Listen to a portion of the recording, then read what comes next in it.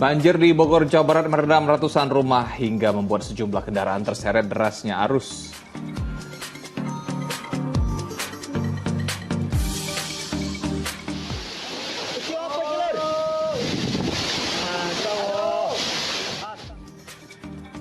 Hujan deras disertai angin kencang merusak belasan rumah di Lamongan, Jawa Timur.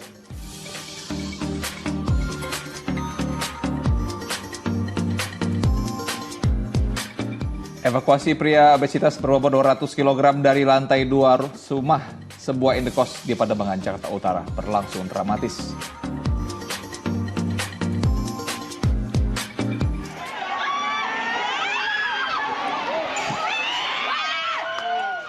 Tawuran dua kelompok remaja pecah di kawasan Kuitang, Senen, Jakarta Pusat.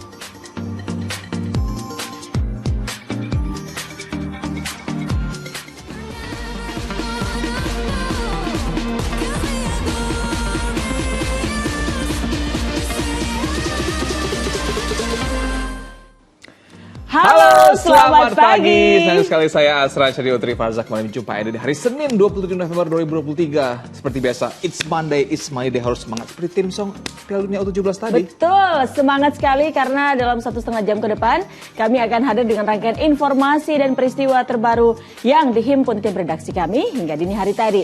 Inilah Fokus Pagi selengkapnya. Pemirsa, diguyur hujan deras selama 2 jam, bencana banjir mengepung 3 kelurahan di Bogor, Jawa Barat. Akibatnya beberapa warga terjebak banjir, serta sejumlah kendaraan hanyut terseret arus luapan air.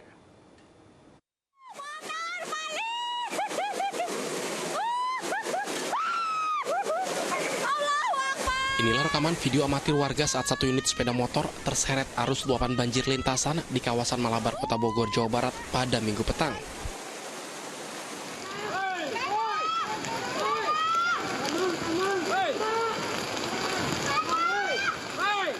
Tingginya intensitas hujan juga membuat 2 warga terjebak arus Sungai Ciparigi di Jalan Kaum Sari, Kota Bogor. Itu astagfirullah, itu gimana orangnya?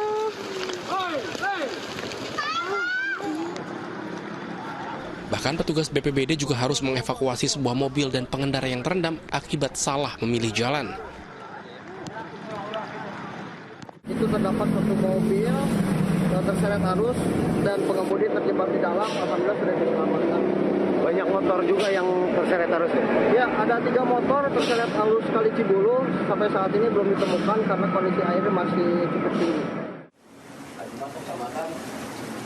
Hujan yang mengguyur selama lebih dari 2 jam ini juga membuat puluhan rumah di Kampung Cibulu, Kelurahan Tanah Baru terendam banjir setinggi 60 cm.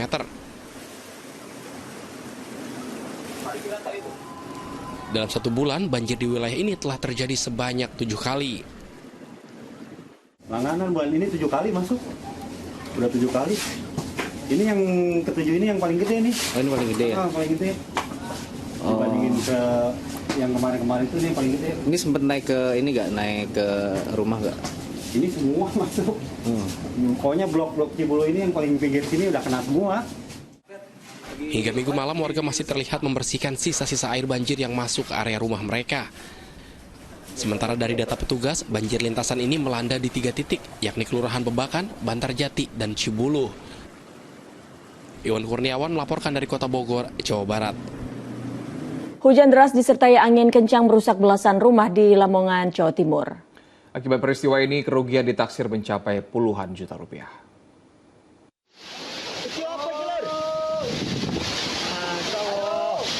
Astagfirullahaladzim.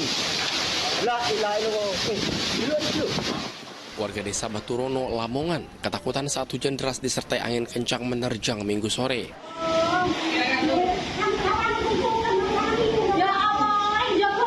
Hujan yang melanda selama 30 menit membuat belasan rumah rusak di bagian atap. Genting rumah beterbangan dan hancur. Bahkan sejumlah rumah yang dindingnya terbuat dari anyaman bambu jebol akibat kencangnya hembusan angin. Peristiwa bermula saat awan mendung muncul, tiba-tiba bersamaan dengan hujan deras dan disertai angin kencang. Warga pun hanya berlindung di teras rumah karena takut jika rumah tiba-tiba roboh. Hujannya lebat dibarengi dengan angin kencang. Terus di sini ada berapa rumah itu Pak yang kena dari dampak? yang parah sampai yang Yang nggak begitu parah itu kurang lebih 15 rumah. Ada yang rubuh nggak? Untuk yang rubuh nggak ada. Selain merusak belasan rumah, angin kencang juga merobohkan 3 kandang ayam. Beruntung tidak ada korban jiwa dalam peristiwa ini, namun kerugian ditaksir mencapai puluhan juta rupiah. Sapari Ranuwijaya melaporkan dari Lamongan, Jawa Timur. Ratusan peserta kejuaraan judo tingkat pelajar se-Jawa Barat panik tatkala gedung tempat pertandingan tiba-tiba bergetar dan dindingnya retak-retak. Bahkan sejumlah tiang penyangga lapisannya rontok terkelupas.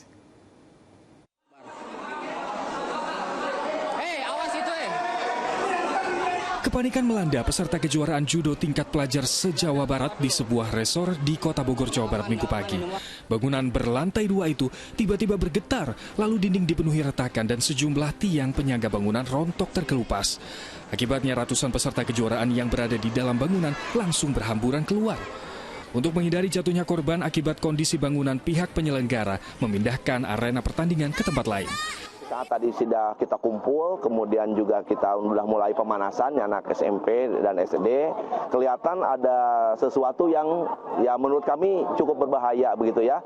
Daripada kami mengambil risiko dengan adanya kondisi bangunan yang tidak, mohon maaf, mungkin menurut kami kurang layak begitu ya, daripada cari risiko, maka kami secara spontan untuk mengambil pengamanan pindah ke lokasi latihan kita. Belum diketahui penyebab retaknya bangunan tersebut, apakah akibat lapuk dimakan usia atau ada sebab lainnya. Sementara pengelola resor belum memberikan keterangan terkait peristiwa itu. Iwan Kurniawan melaporkan dari Kota Bogor, Jawa Barat. Kebakaran yang melanda permukiman padat penduduk di Durensawit, Jakarta Timur membuat warga panik. Api membesar dengan cepat dan merambat ke sejumlah bangunan sehingga dikerahkan belasan mobil pemadam kebakaran untuk mengatasinya.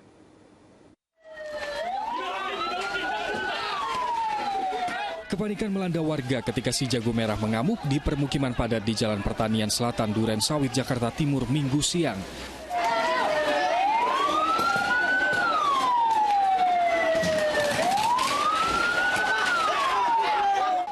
Diduga kebakaran terjadi karena korsleting listrik di bengkel, namun petugas masih melakukan penyelidikan untuk mengungkap dugaan tersebut. Tiupan angin kencang membuat api membesar dengan cepat dan merambat ke sejumlah bangunan. Akibatnya sejumlah bengkel dan 2 warung serta 4 rumah warga hangus terbakar. Dikerahkan sedikitnya 17 mobil pemadam kebakaran untuk menjinakkan api. Untuk yang terbakar ini ada berbagai macam ya, ada rumah, ada bengkel, ada agen, dan belakang juga ada rumah. Kita dalam penghitungan. Untuk sebab dan sebabnya kita dalam proses mencari tahu, nanti mungkin dibantu oleh pihak polisian untuk pendataan.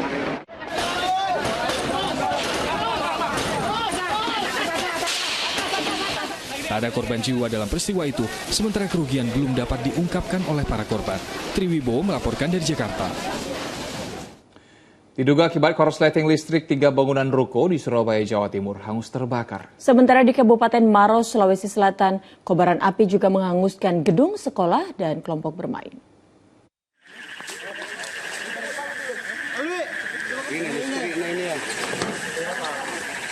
Beginilah video amatir saat sebuah gedung sekolah kelompok bermain di Kelurahan Alepolea, Kabupaten Maros, Sulawesi Selatan terbakar pada Minggu dini hari. Kobaran api dengan cepat menghanguskan seluruh bangunan beserta isinya. Peristiwa kebakaran terjadi saat pemadaman listrik sedang berlangsung. Kepala sekolah yang juga tinggal di area itu diduga tidak mengetahui jika lilin yang dipakainya terjatuh, hingga api kemudian menjalar mengenai sejumlah bahan yang mudah terbakar. Beruntung kepala sekolah beserta keluarganya selamat setelah berhasil menyelamatkan diri. Api akhirnya dapat dijinakkan setelah 4 unit armada pemadam kebakaran dikerahkan ke lokasi. Dampak dari kebakaran ini membuat para siswa kelompok bermain terpaksa diliburkan sementara. Kalau ini rumah sekaligus sekolah kelompok bermain. Malam itu besar memang apinya, kalau kelihatan sudah besar, sudah dalam kamar itu sudah full api. Jadi saya langsung keluar selamatkan istri dan anak.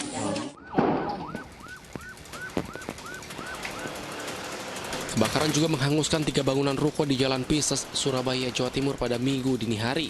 Ruko yang terbakar ini merupakan agen dari penjualan kebutuhan rumah tangga. Diduga kebakaran ini akibat korsleting listrik dari stop kontak freezer atau tempat pendingin minuman. Beruntung tidak ada korban jiwa dalam peristiwa ini. Api akhirnya berhasil padam setelah 13 unit mobil pemadam kebakaran dikerahkan. Tim Liputan melaporkan. Pemirsa, waspadalah saat melaju di jalan menanjak, sebuah minibus terjun ke jurang di lereng Gunung Merbabu, Boyolali, Jawa Tengah. Sementara di Serpong, Tangerang Selatan, Banten, mobil meluncur ke sungai saat hendak parkir di tempat yang menanjak.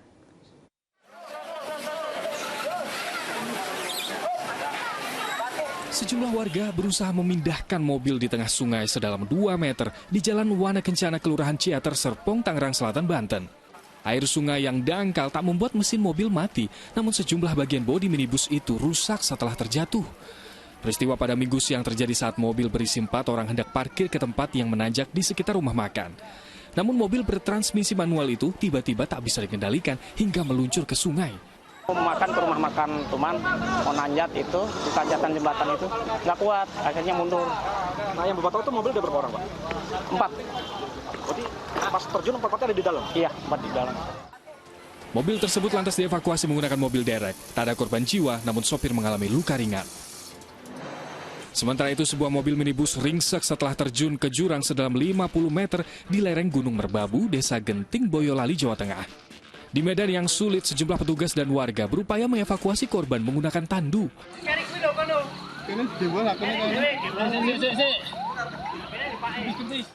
3 dari 5 orang di dalam mobil terluka parah dan mengalami cedera. Semuanya dilarikan ke rumah sakit. Diduga, sang sopir tak menguasai medan kalau mobil ke arah Magelang itu melaju di jalan menanjak dengan tikungan tajam. Beliau dari Jepara mau ke Magelang, dari bawah gitu ya. Berarti nggak menguasai medan ya, Pak? Nggak menguasai medan, baru kali itu katanya. Karena terkendala medan yang curam, hingga Minggu petang, mobil minibus belum dievakuasi. Tim Liputan melaporkan. Diduga kurang konsentrasi, seorang pengendara motor tewas di tempat setelah menabrak truk yang parkir di pinggir jalan di Pantura, Lamongan, Jawa Timur. Naas tubuh korban masuk kolong truk. Petugas medis dari Rumah Sakit Muhammadiyah Lamongan mengevakuasi jenazah korban di bawah kolong truk di Desa Warukulon, Kecamatan Pucuk, Lamongan, Jawa Timur pada Minggu pagi. Pria 18 tahun warga Kecamatan Baureno, Bojonegoro tewas usai menabrak bagian belakang truk yang terparkir di bahu jalan. Kerasnya benturan mengakibatkan korban mengalami luka parah di bagian dada. Saat itu korban melaju dari arah Lamongan menuju Bojonegoro. Diduga karena kurang waspada saat berkendara sehingga sepeda motor oleng ke kiri lalu menabrak truk. Petugas juga tak menemukan tanda upaya pengereman saat kecelakaan. Dari hasil TP-TKP di badan jalan tidak kita temukan bekas pengereman maupun jejak pengereman. Jadi kemungkinan ngantuk duganya, Pak? Dalam penyelidikan. Setelah dievakuasi, korban kemudian dibawa ke rumah sakit, lalu diserahkan ke keluarga di Bojonegoro. Sapari Ranuwijaya melaporkan dari Lamongan, Jawa Timur. Evakuasi pria obesitas berbobot 200 kg dari lantai 2 sebuah rumah indekos di Pademangan, Jakarta Utara berlangsung dramatis. Kondisi ruangan yang sempit menjadi kendala petugas.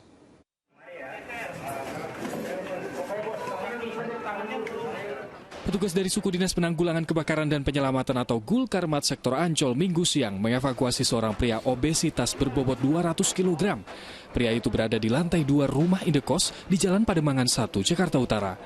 Karena kondisi ruang yang sempit, petugas memindahkan pria tersebut dengan menggunakan teknik vertical rescue dengan menggunakan tali.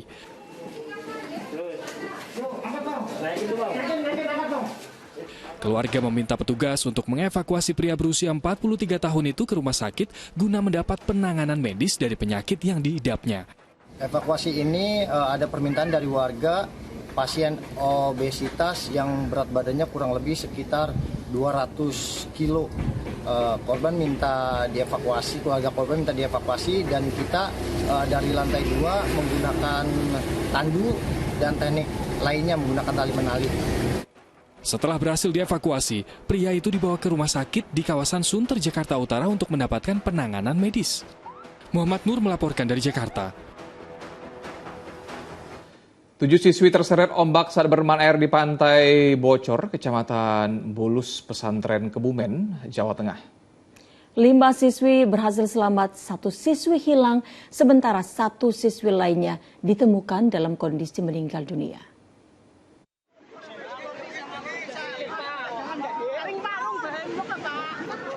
Warga langsung mengevakuasi 1 dari 7 siswi yang terseret ombak saat bermain air di Pantai Bocor, Kebumen, Jawa Tengah pada hari Minggu.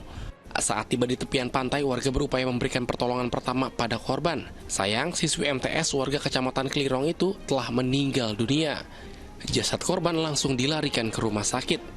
Kejadian berawal saat korban bersama rekannya pergi berlibur ke Pantai Bocor. Saat korban dan ke-6 temannya bermain air di tepi pantai, tiba-tiba datang ombak besar. 5 siswi yang terseret ombak berhasil selamat, sementara korban dan 1 rekannya terbawa ke tengah laut. Pemudi berusia 15 tahun itu ditemukan 1 jam kemudian tersangkut jaring nelayan yang mencari ikan, sementara rekannya kini masih belum ditemukan. Untuk para pengunjung, karena ini airnya lagi gede, lagi ombaknya gede, untuk tidak mandi di laut. Itu sudah berkali-kali sebenarnya itu disarankan. Demikian. Petugas gabungan yang terdiri dari TNI, Polri, BPBD, dan relawan yang dibantu warga terus melakukan pencarian. Namun hingga kini korban belum berhasil ditemukan. Rencananya pencarian korban akan dilanjutkan pada Senin pagi ini. Wahyu Diono melaporkan dari Kebumen, Jawa Tengah. Informasi lain, pemirsa, ratusan botol minuman keras pabrikan dan tradisional disita dalam operasi gabungan petugas di kota Mataram, Nusa Tenggara Barat. Tak hanya menyita minuman keras, petugas juga mengamankan 2 pengunjung positif narkotika dari hasil tes urin.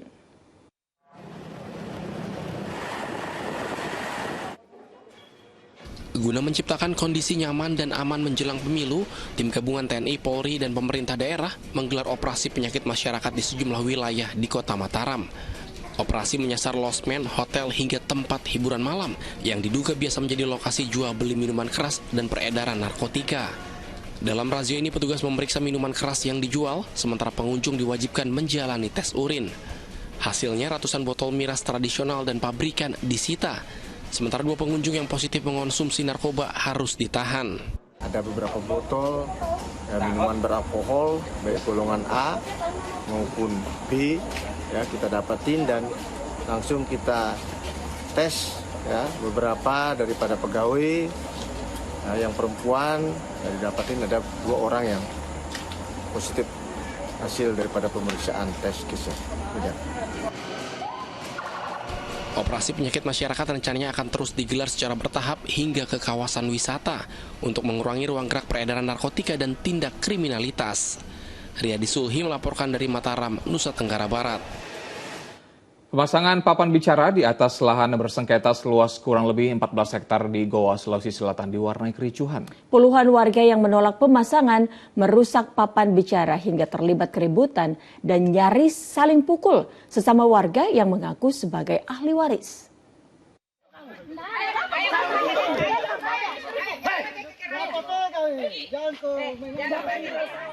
Kericuhan antar 2 kelompok warga ini terjadi di Desa Mata Alo, Kabupaten Goa, Sulawesi Selatan pada Minggu sore. Sejumlah ahli waris yang menolak pemasangan papan bicara di atas lahan bersengketa mengamuk dan membuang papan bicara ke tengah jalan. Akibatnya warga yang mengaku sebagai pemilik lahan pun emosi hingga nyaris saling pukul dengan warga lain yang juga mengaku sebagai pemilik tanah. Menghindari kericuhan semakin meluas, petugas kecamatan dan kepolisian setempat dikerahkan untuk memediasi 2 kelompok warga. Nah, ini yang perlu diperjelas adalah masalah ada juga sertifikat mungkin dari pihak terkait yang mengeluarkan itu juga mungkin bisa terlihat di mana tapi memang juga ada terkait dengan masalah. Sengketa lahan seluas kurang lebih 14 hektar ini sudah terjadi sejak tahun 2007 lalu antara warga Desa Mata Alo dan warga Desa Sokolia. Namun beberapa petak lahan diantaranya diakui ahli waris telah memiliki sertifikat. Untuk menghindari kericuhan berlanjut, sejumlah papan bicara yang telah terpasang dicabut, serta dikembalikan ke pihak yang juga mengaku sebagai ahli waris. Andi Muhammad Sardi melaporkan dari Kabupaten Goa, Sulawesi Selatan. Proses pertukaran tawanan dan sandera antara Israel dan Hamas berlanjut pada Minggu malam seiring dilakukannya gencatan senjata selama 4 hari. Israel telah membebaskan 39 tahanan Palestina, sementara Hamas melepaskan 17 sandera, di mana 1 diantaranya adalah warga negara Amerika Serikat. Otoritas Layanan Penjara Israel pada hari Minggu menyatakan mereka telah membebaskan 39 tahanan warga Palestina sebagai bagian dari rangkaian perjanjian gencatan senjata dengan kelompok militan Hamas. Konvoi kendaraan yang diyakini mengangkut puluhan tahanan yang dibebaskan bergerak meninggalkan penjara militer Ofer di tepi barat. Suasana sukacita menyambut kedatangan sejumlah tahanan warga Palestina yang dibebaskan Israel di Ramallah. Warga tumpah ruah ke jalan meluapkan kebahagiaannya ketika rombongannya diangkut dengan menggunakan bus tiba. Dari 39 tahanan yang dibebaskan, beberapa diantaranya adalah anak-anak dan perempuan. Sebelumnya mereka menjalani penahanan di penjara militer Ofer Israel yang merupakan penjara yang dibangun secara ilegal di tanah Palestina. Sebelumnya militan Hamas telah membebaskan 17 sandera, termasuk 14 warga Israel dan seorang warga negara Amerika Serikat. Sejumlah sandera langsung diserahkan ke Israel, sementara yang lain diserahkan melalui Mesir. Militer Israel menyebutkan satu sandera langsung diterbangkan ke rumah sakit di Tel Aviv guna mendapatkan perawatan. Sesuai kesepakatan, ada sebanyak 50 sandera Israel dan 150 tahanan Palestina akan dibebaskan selama gencatan senjata 4 hari. Proses pertukaran sandera dan tahanan disaksikan langsung oleh Komite Palang Merah Internasional. Hari Minggu adalah hari ketiga gencatan senjata dan fase ketiga proses pertukaran tawanan dan sandera. Amerika Serikat, Mesir, dan Qatar hari ini berupaya memperpanjang gencatan senjata yang akan berakhir. Kita kembali ke dalam negeri, aksi solidaritas dukung Palestina juga terus digalang di sejumlah daerah di tanah air. Selain Long March, peserta aksi juga menggelar salat gaib dan doa bersama. Dengan mengibarkan bendera negara Palestina sebagai bentuk dukungan, ribuan warga mengikuti aksi unjuk rasa bela negara Palestina. Mereka datang dari berbagai daerah seperti Purwakarta, Jakarta, Bekasi, serta tuan rumah Kabupaten Karawang. Aksi dimulai pada Minggu pagi di sepanjang Jalan Ahmad Yani, Kabupaten Karawang, Jawa Barat.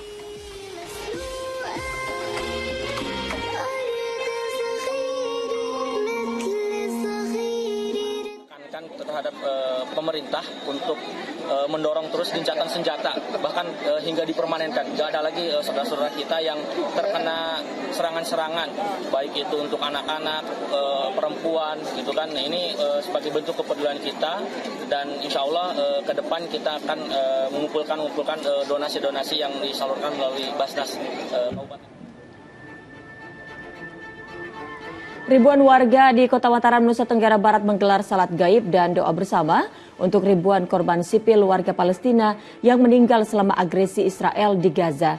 Selain mengecam pembunuhan massal yang dilakukan Israel, para pengunjuk rasa juga menggalang dana untuk membantu meringankan beban warga Palestina. Mereka berharap agresi Israel dihentikan serta mendorong pemerintah Indonesia, termasuk pihak Perserikatan Bangsa-Bangsa, untuk mendukung kemerdekaan Palestina.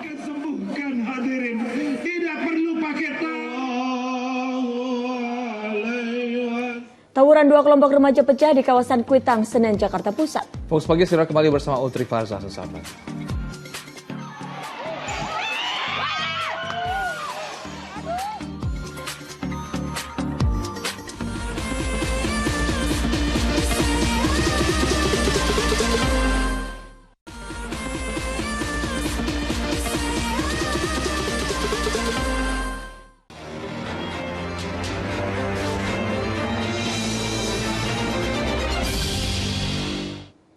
Anda kembali menyaksikan Fokus Pagi bersama saya Utri Farzah.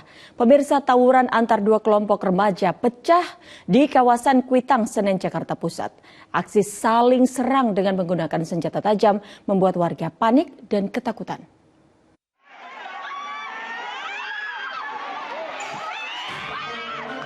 Dengan menggunakan beragam jenis senjata tajam berukuran besar, dua kelompok remaja terlibat aksi saling serang di pinggir kali kawasan Kuitang, Senen, Jakarta Pusat Minggu sore. Dua kelompok remaja yang terlibat bentrok diduga adalah kelompok remaja Kalipasir dengan kelompok remaja Kuitang. Peristiwa ini memicu kepanikan warga yang khawatir jadi korban salah sasaran. Bahkan beberapa orang bergegas memindahkan kendaraannya, takut terkena lemparan batu. Aksi tawuran yang kerap kali terjadi dipicu tanpa adanya permasalahan yang jelas.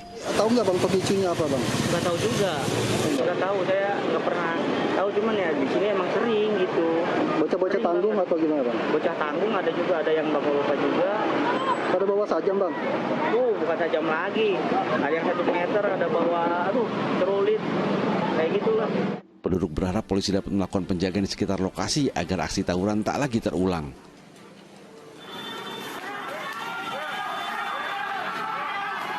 Selain di Kuitang Senen, tawuran remaja juga pecah di ruas Jalan Pangeran Jayakarta, Jakarta Pusat Minggu pagi. Berbekal kayu, bambu hingga senjata tajam, dua kelompok remaja saling serang. Aksi saling serang yang terjadi di tengah jalan membuat para pengendara tak ada yang berani melintas.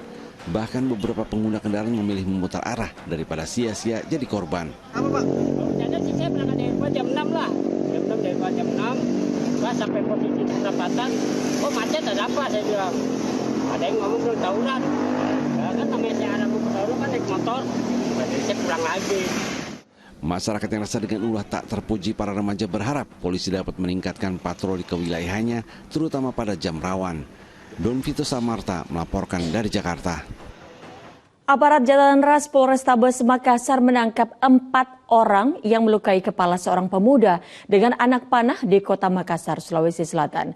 Sementara gerombolan geng motor yang meresahkan warga di jalur lintas selatan Gunung Kidul berhasil diamankan petugas yang mengadangnya di tengah jalan.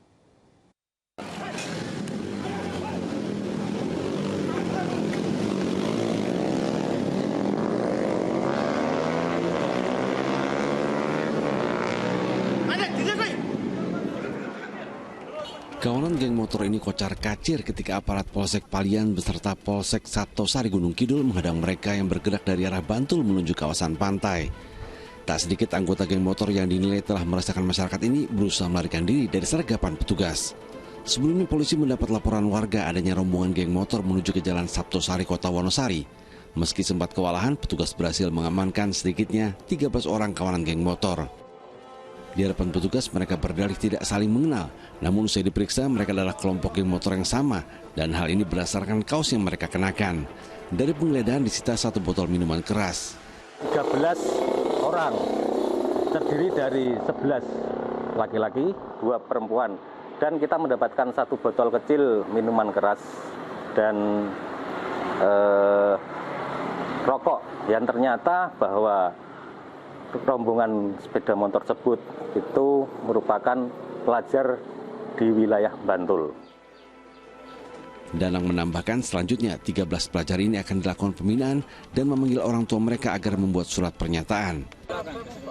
Tali rapiahnya warna apa? Sementara itu unit Jatan Ras Polrestabes Makassar menangkap 4 orang kawanan geng motor yang melukai seorang pemuda dengan anak panahnya hingga korban terluka parah. Aksi yang terekam kamera CCTV itu dilakukan para pelaku di pinggir jalan raya Abu Bakar Lambogo, Kota Makassar.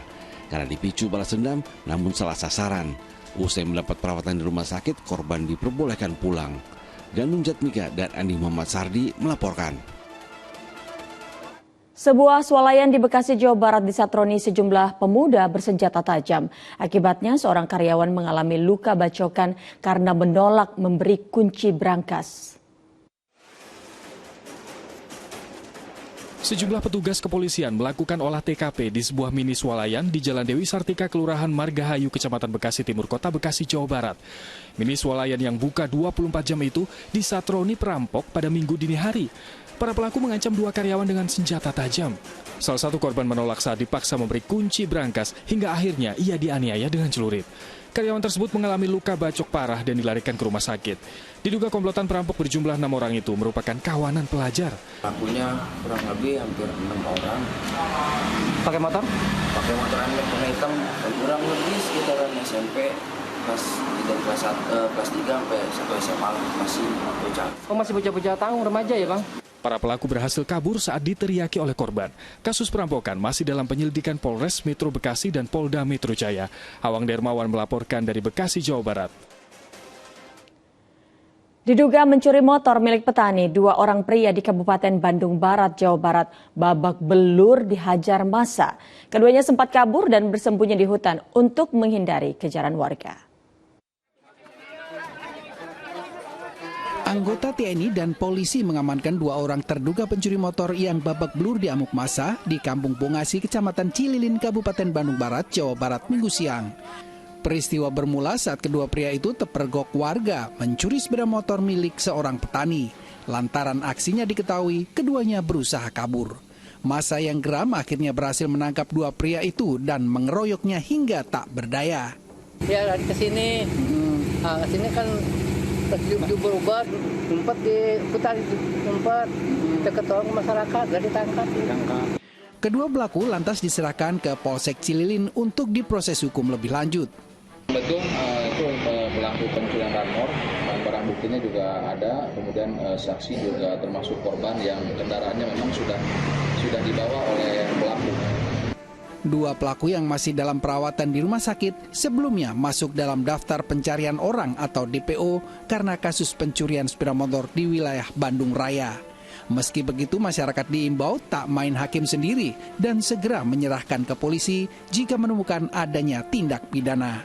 Muhammad Abbas melaporkan dari Kabupaten Bandung Barat, Jawa Barat. Informasi selanjutnya, pemirsa, petugas Satreskrim Polresta Cirebon, Jawa Barat mengamankan sejumlah alat bukti pembunuhan terhadap seorang wanita di Desa Cangkoak, Cirebon, Jawa Barat. Terduga pelaku kini dalam pengejaran polisi. Petugas Satreskrim Polresta Cirebon, Jawa Barat mengamankan sejumlah alat bukti berupa pisau dapur, sandal dan sepeda motor milik terduga pelaku pembunuhan terhadap seorang wanita di Desa Cangkoak, Duku Puntang, Cirebon, Jawa Barat. Petugas yang melakukan olah TKP memeriksa jasad Rasni dengan mengambil sidik jari korban dan meminta keterangan dari sang ibu yang pertama kali menemukan anaknya dalam kondisi tewas. Terduga pelaku diduga kabur ke arah kebun dan meninggalkan sepeda motornya. Petugas kini tengah memburu terduga pelaku yang telah dikantongi identitasnya. Barang bukti, untuk barang bukti semuanya sudah dibawa ke unit Resmob Polresta Cirebon.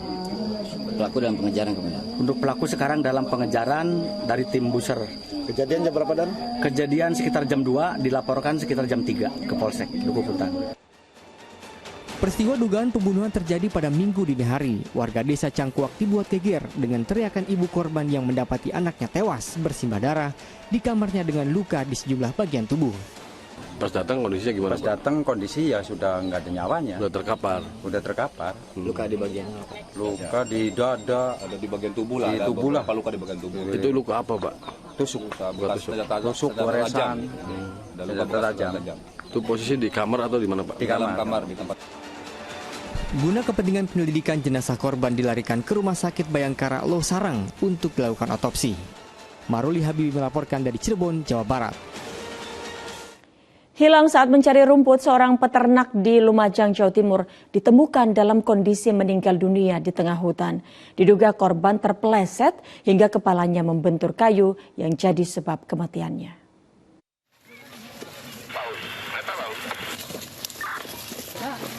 Petugas gabungan bersama sejumlah warga mengevakuasi jasad seorang peternak yang ditemukan tewas di tengah hutan pinus, tepatnya di Blok Bungkus, kawasan hutan Perum Perhutani Lumajang, Jawa Timur pada Minggu siang.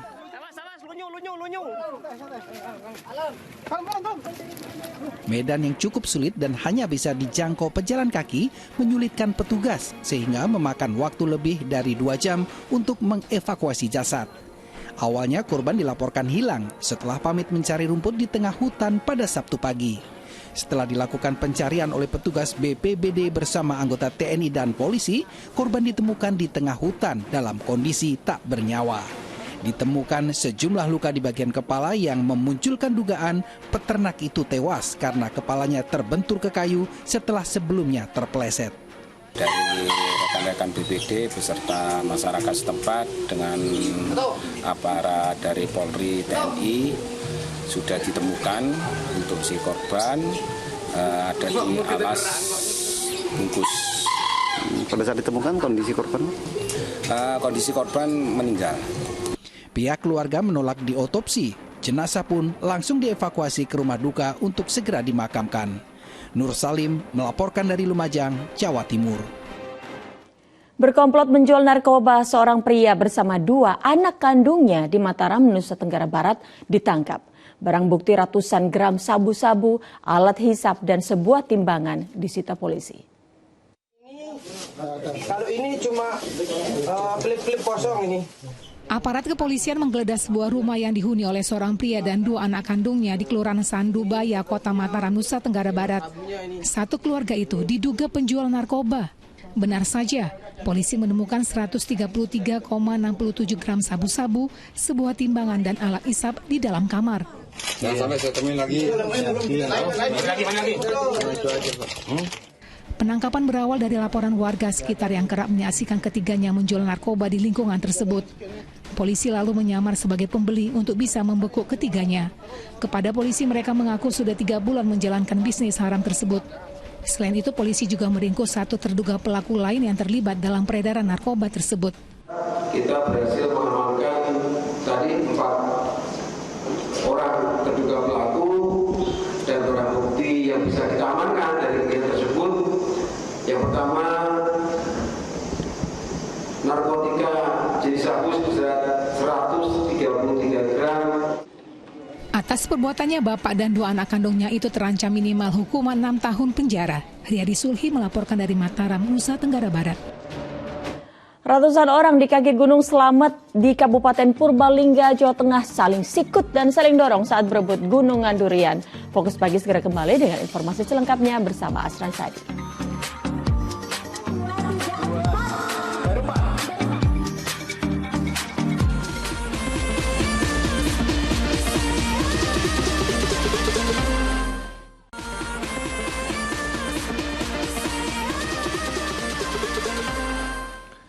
Anda kembali Fokus Pagi bersama saya Asran Syadi. Kelangkaan BBM bersubsidi jenis solar di sejumlah SPBU di Banda Aceh masih berlanjut. Akibatnya antrean kendaraan mengular seperti yang terjadi di salah satu SPBU di Banda Aceh pada Minggu siang. Antrean kendaraan pribadi dan angkutan umum terjadi setiap hari. Pengendara rela menunggu pasokan BBM solar bersubsidi hingga tiba di SPBU. Salah satunya di SPBU Lamyong, Banda Aceh yang mendapat pasokan 8 ton solar bersubsidi per hari sehingga seharusnya mencukupi kebutuhan di kawasan ini. Diduga antrean disebabkan pasokan solar bersubsidi ditiadakan pada hari Minggu, sementara jadwal pasokan di setiap SPBU juga tidak diatur.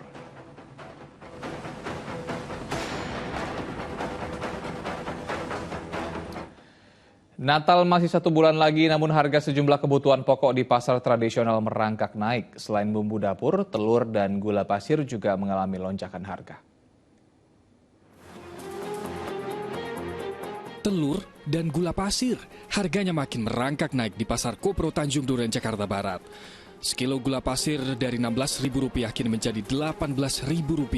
Sementara telur ayam kini menyentuh harga Rp28.000 per kilogram. Makin dirasa berat, harga cabai rawit kini melonjak hingga Rp110.000 per kilogram. Sejumlah pedagang memprediksi kenaikan harga sejumlah bahan pokok masih akan terus berlangsung hingga pergantian tahun. Akhir tahun tuh biasanya selalu naik. Nah, mungkin kayaknya kalau kenaikan sekarang ini nggak mungkin turun kali, biasanya akan naik terus menjelang Natal biasanya gitu. Naiknya harga komoditas pangan juga terpantau di Pasar Kerandon, Kota Tegal, Jawa Tengah sepekan terakhir. Harga telur ayam misalnya, kini sudah menyentuh Rp30.000 per kilogram. Gula pasir, Bu? Gula pasir naik gratis, mahal. Sekarang berapa? Sekarang 18.5. Sebelumnya berapa? Sebelumnya 16. Selain gula pasir, minyak goreng kemasan 1 liter juga naik menjadi Rp20.000. Tepung dan sejumlah bumbu dapur tak luput mengalami lonjakan harga. Tim Liputan melaporkan. Akhir pekan dimanfaatkan para calon presiden untuk melakukan safari politik ke sejumlah daerah. Para calon presiden berdialog dengan sejumlah elemen masyarakat sekaligus menyerap aspirasi mereka. Calon Presiden nomor urut 1 Anies Baswedan menghadiri deklarasi damai yang digelar oleh salah satu perguruan silat di Kota Madiun, Jawa Timur, Minggu pagi. Dalam deklarasi damai ini juga dihadiri oleh Ketua DPD RI Lanyala Mataliti dan Ketua Umum Persaudaraan Setia Hati Terate Murjoko. Di hadapan massa, Anies berharap warga ikut mengawasi agar pemilu berlangsung jujur, aman, dan damai. Sementara itu, calon presiden nomor urut 2 yang juga Menteri Pertahanan Prabowo Subianto memberikan bantuan sumur bor di 12 titik di 5 kecamatan Kabupaten Pamekasan, Jawa Timur, Minggu siang. Selain itu, ada 15 titik sumur bor lainnya yang saat ini masih dalam proses pembuatan. Prabowo berharap dengan adanya bantuan tersebut, kekeringan yang melanda Kabupaten Pamekasan bisa teratasi.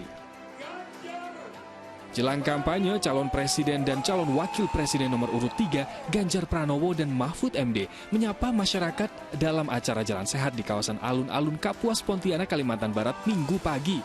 Keduanya melakukan salam 3 jari di tengah kerumunan massa. Ganjar mengaku kagum dengan antusiasme warga yang mengikuti acara. Dalam kesempatan itu, Ganjar berpesan agar seluruh masyarakat untuk tetap menjaga kondusivitas jelang pemilu 2024. Tim Liputan melaporkan.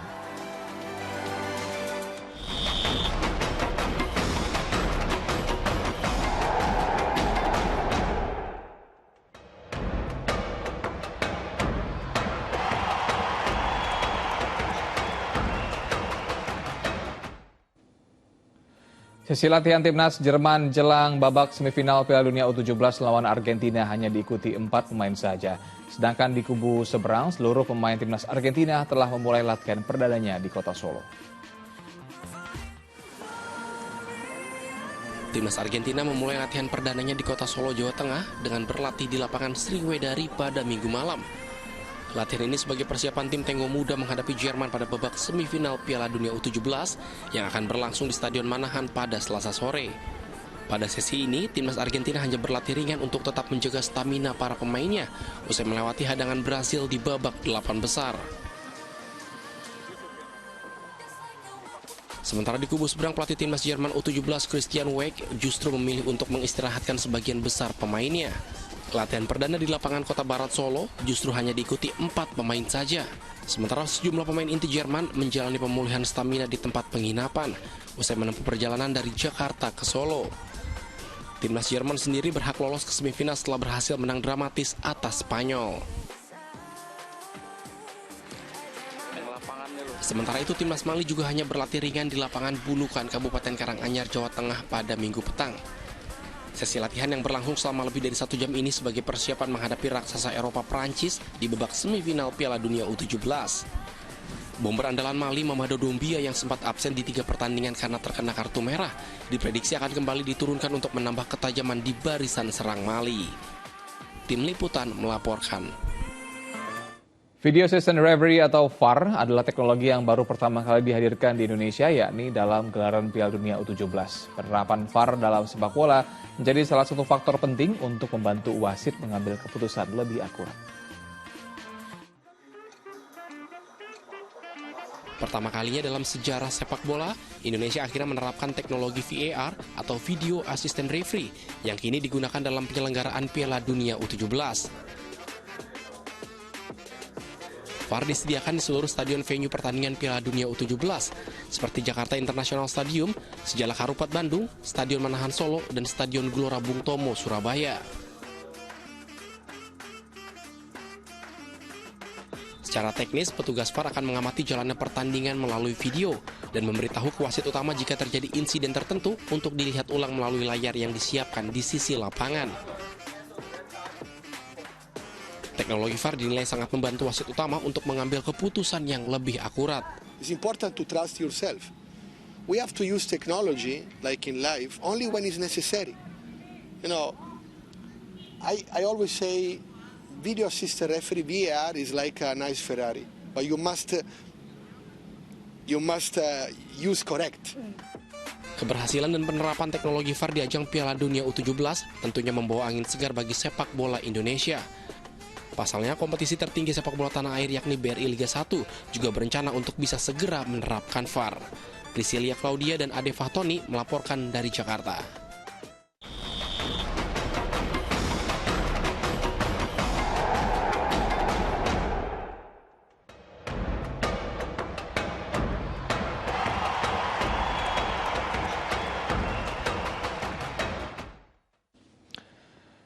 Ratusan warga di kaki gunung Selamat di Kabupaten Purbalingga, Jawa Tengah saling sikut dan saling dorong saat berebut gunungan durian.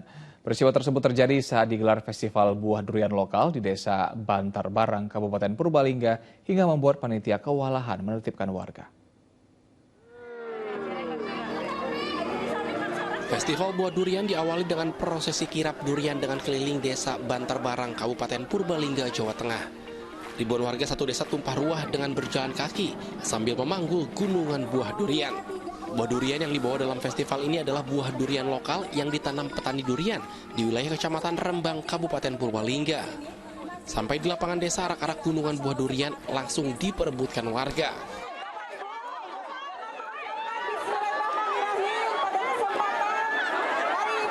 Tidak sedikit dari pengunjung yang datang berebut memanjat gunungan untuk mendapat buah durian.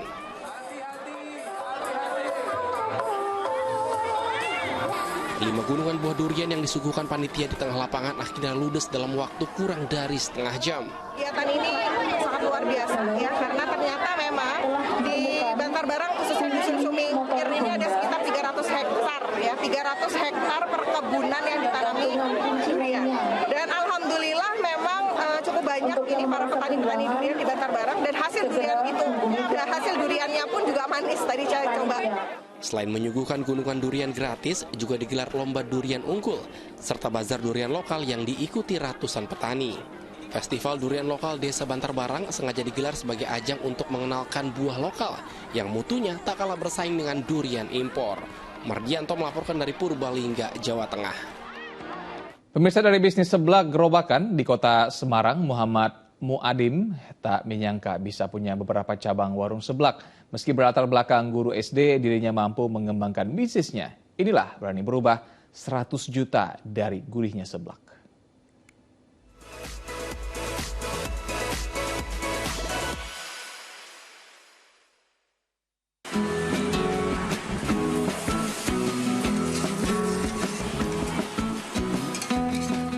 Pekerjaan kami di salah satu sekolah swasta di kota Semarang, setingkat SD. Kemudian kenapa kami membuka warung sebelah ini, karena kami ingin untuk membantu ekonomi keluarga, terutama. Kemudian bagaimana kami nanti kalau misalnya mendapatkan uang lebih misalnya, maka kami insya Allah akan bisa membantu sesama.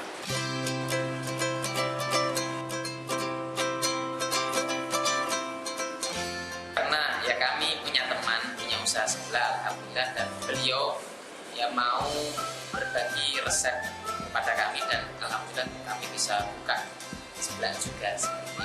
Nah, teman kami ini asli dari orang Sunda. Untuk karyawan kami jumlahnya sekitar 15 orang ya kurang lebih, dan latar belakangnya berbeda-beda. Ada yang setelah SMA langsung bekerja kepada kami. Karena yang pertama ada harganya terjangkau. Harga seblak di sini tuh mulai dari 9.000 dan tidak ada yang lebih dari 25.000, kecuali tidak ditambahkan dengan menu-menu tambahan lainnya. Kemudian untuk yang kedua, rasanya itu sangat pas, tidak asin atau bagaimana, itu sangat pas. Bisa sampai omsetnya ya 100-an mungkin ya. Kalau sekarang ya mungkin ya bisa sampai 100 atau di bawahnya sedikit.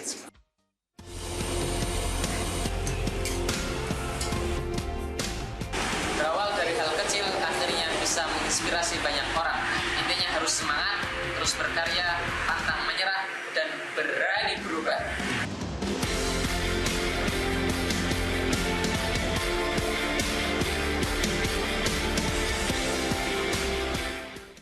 Persib Bandung berhasil naik ke posisi 2 klasemen usai menaklukkan Dewa United. Fokus Pagi segera kembali.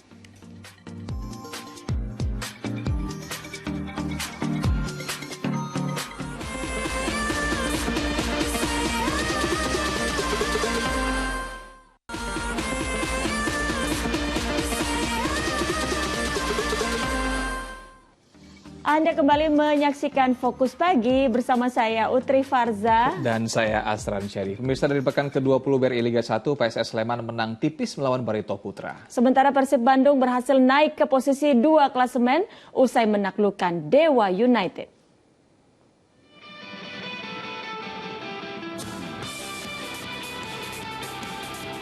Persib Bandung tampil menyerang saat bertandang ke markas Dewa United di Stadion Indomilk Arena Tangerang, Banten Minggu malam. Ciro Alves menjadi bintang pada laga itu dengan mencetak hat-trick masing-masing di menit ke-5, menit ke-31, dan melalui titik penalti di menit ke-62. Penyerang asal Brasil lainnya, David da Silva, turut menyumbang 2 gol di menit ke-48 dan 68. Sementara gol hiburan Dewa United dihasilkan Risto Mitrevski melalui eksekusi penalti 2 menit jelang waktu normal berakhir. Menang 5-1, Persib menggusur Bali United di posisi kedua, sedangkan Dewa United terdampar di urutan 11. Sementara dari laga lain, PSS Sleman menang tipis kontra Barito Putra 2-1 di Stadion Maguwo Harjo Sleman Minggu sore. Sundulan Jihad Ayub membuka keunggulan tuan rumah di menit ke-33 usai memanfaatkan umpan tendangan bebas Jonathan Bustos. Pada menit ke-70, tendangan keras Hoki Caraka memperbesar keunggulan tim Elang Jawa menjadi 2-0. Laskar Antasari memperkecil kekalahan 6 menit jelang waktu normal berakhir lewat gol yang dilesakan Axel Runtukahu. Menang 2-1, PSS berada di posisi ke-13 sedangkan Barito tertahan di urutan 7.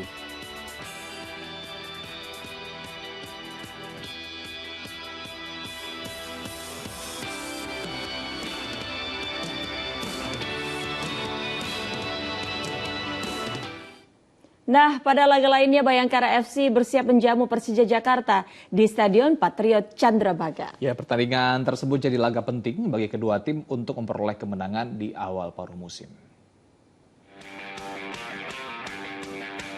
Para pemain Persija Jakarta berlatih di Stadion Patriot Candrabaga, Kota Bekasi, Jawa Barat, Minggu petang. Persiapan dilakukan jelang laga Macan Kemayoran menghadapi Bayangkara FC di pekan ke-20 BRI Liga 1. Persija bertekad menjaga tren positif kemenangan 3 kali berturut-turut, terutama di laga perdana paruh musim. Dengan sejumlah pemain baru termasuk penyerang haus gol yang direkrut dari Arema FC Gustavo Almeida, Persija siap taklukkan The Guardians di kandangnya. Bayangkara FC juga menyiapkan kekuatan terbaiknya jelang laga menjamu Persija. Berada di juru kunci klasemen sementara, raihan 3 poin akan menjadi target utama The Guardians untuk keluar dari zona merah. Meski menghadapi tim tangguh Macan Kemayoran, namun dengan 9 orang pemain baru seperti Witan Sulaiman, Oswaldo Hai, dan Putu Gede, diharapkan Bayangkara FC bisa raih kemenangan. Pada laga lain, Persik Kediri akan menjalani laga tandang menghadapi Arema FC di Stadion Kapten Iwayan Dipta Gianyar pada Senin sore. Meski di atas kertas diunggulkan, namun tim berjuluk Macan Putih tetap mewaspadai tim Singoedan.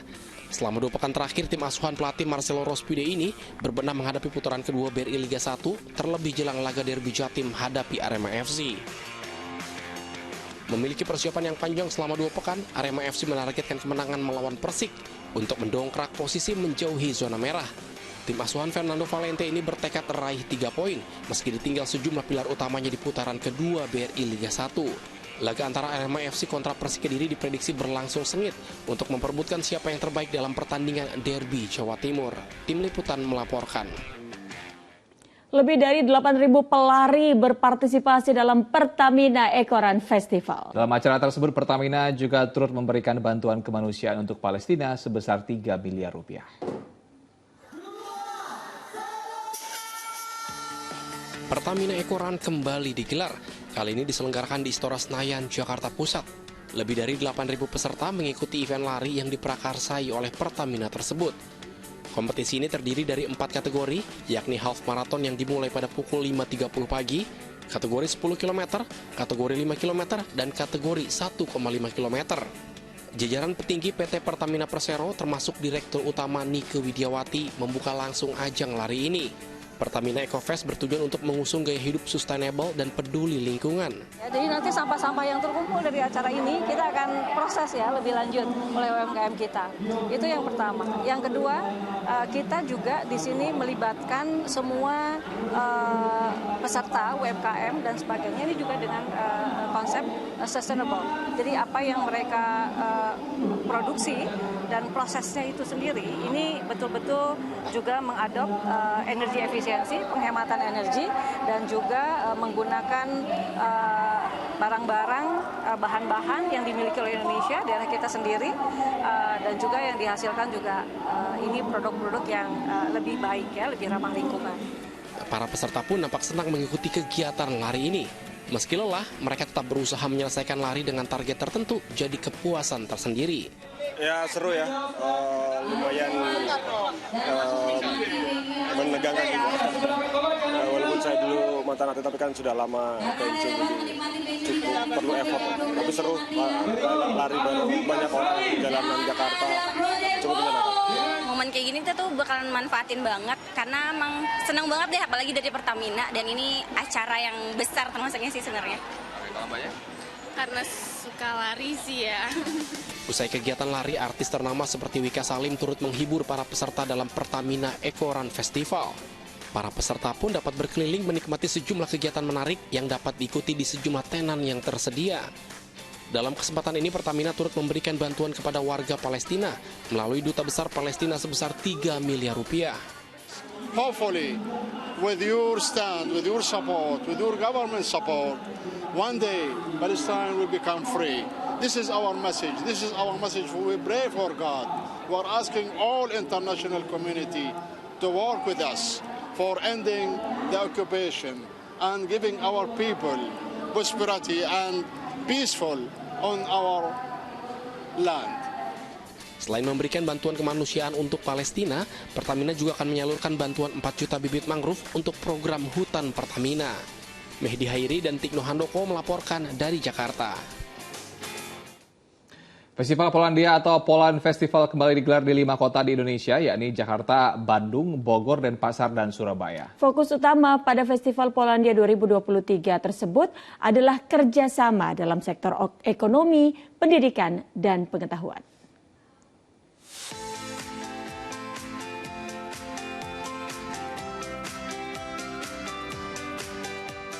Festival Polandia atau Polandia Festival 2023 digelar di Market Oki Graha Family Surabaya, Jawa Timur. Festival yang diinisiasi Kedutaan Besar Polandia ini menampilkan aneka produk serta kuliner khas Polandia, pierogi. Sepintas bentuk pierogi mirip pangsit. Namun chef asal Polandia Andrzej Zakubowski membuatnya dengan aneka isian seperti kentang, walkrat, serta daging sapi yang dimasak rendang. Tujuannya supaya warga Surabaya, orang Indonesia udah tahu bahwa Polandia juga memproduksikan produk-produk yang bagus. Tidak kalah dengan negara-negara Eropa lain. Terciwet dalam bahasa Indonesia ya. L dicoret itu bacanya W. Ya? W ini L dengan garis kita. Tak hanya dimeriahkan kuliner dan aneka produk Polandia, festival juga diisi dengan kegiatan belajar bahasa Polandia yang dipandu Natalia Wojcik, seorang dosen bahasa Polandia di Indonesia. Menarik dari festival Polandia ini itu adalah dihadirkan langsung guru bahasa Polandia. Kemudian ini unik karena saya tidak pernah menjumpai ada festival yang menjual produk-produknya terus dengan harga diskon dan ternyata bermacam-macam. Intinya kayak nggak pernah ada sebelumnya gitu. Kita dengan hampir 4.400 orang ikut di semua lokasi ya di programnya. Jadi yang kita tahu itu program terbesar promosi Polandia di ASEAN. Festival Polandia ini merupakan bentuk kerjasama Polandia dan Indonesia yang berusaha diwujudkan dalam bentuk perdagangan dan investasi. Di Jakarta, di Bandung, di Bogor, di Cirebon, hari ini di Surabaya dan sampai ke Bali. Dan edisi 2023 Poland Festival itu bukan hanya fast moving consumer goods, tapi juga edukasi, juga budaya, juga kuliner. This is why the Poland Festival is here with many aspects. Like the business here is only one, the education, the culture, the language, and other aspects that are important. And maybe if you can look around and see again that what I would like to underline that the Polish food is very good with a very competitive price and is very healthy. Melalui kegiatan ini diharapkan hubungan bilateral Indonesia dan Polandia bisa lebih erat. Hidayat Adi dan Sutrisno melaporkan dari Surabaya. Dan pemirsa, laporan tadi menutup kebersamaan kita dalam Fokus Pagi hari ini. Usai Fokus Pagi, jangan lewatkan untuk menyaksikan program Magic 5. Mewakili tim redaksi dan kerabat kerja yang bertugas, saya Utri Farzah. Dan saya Asri pamit. Selamat pagi, selamat beraktivitas, dan sampai jumpa.